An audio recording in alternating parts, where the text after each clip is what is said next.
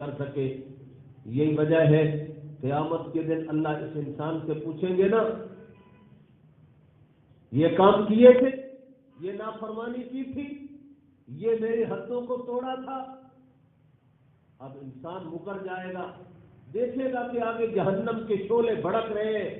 اگر میں نے اعتراف جرم کر لیا، اقرار جرم کر لیا تو میری خیر نہیں، صاف مکر جائے گا.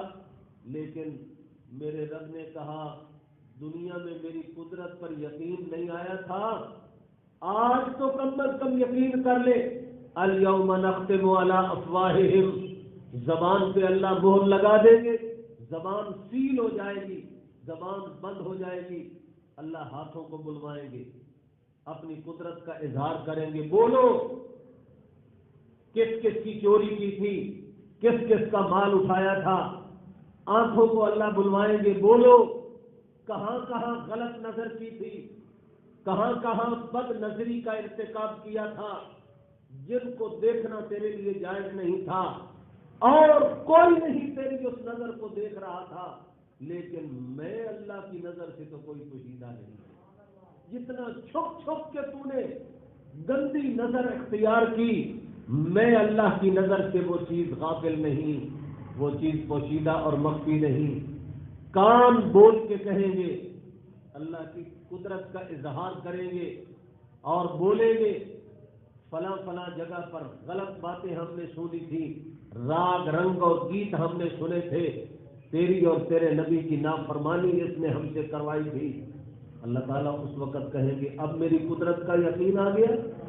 یہ انگلی بول سکتی ہے، یہ کان بول سکتے ہیں، یہ آنکھیں بول سکتی ہیں، یہ پاؤں بول سکتے ہیں کہ میں کہاں کہاں چلتا رہا. دنیا میں نہیں بول سکتے، لیکن کل قیامت کے دن میرا مالک ان کو بلوائے گا اور کائنات کے سامنے اظہار کرے گا وسع کرسیہ السماوات والارض.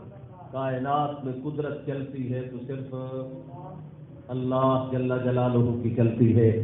جب اس کے بغیر کسی کی قدرت میں کچھ نہیں، کسی کی طاقت میں کچھ نہیں، تو پھر مان لو نا کائنات کا دستگیر بھی وہی، کائنات کا غوث اعظم بھی وہی، کائنات کا لجپال بھی وہی، کائنات کی بگڑیاں بنانے والا بھی وہی ہے اور کوئی نہیں. کھوٹی قسمت کو کھڑی کرنے والا بھی صرف وہی ہے اور کوئی نہیں. پورا قرآن یہی دہائی دیتا ہے. پورے قرآن میں اللہ کے پیارے پیغمبروں کی تقاریر اور اللہ کے نبیوں کی دعوت کا خلاصہ سارے کے ساری 114 سورتوں کا یہی ہے وسع کرسیہ السماوات والارض وہو العلی العظیم. وہ بڑا بلند و بالا ہے، نہ اس کی عظمتوں کو کوئی چھو سکا، نہ اس کی بلندیوں کو کوئی چھو سکا.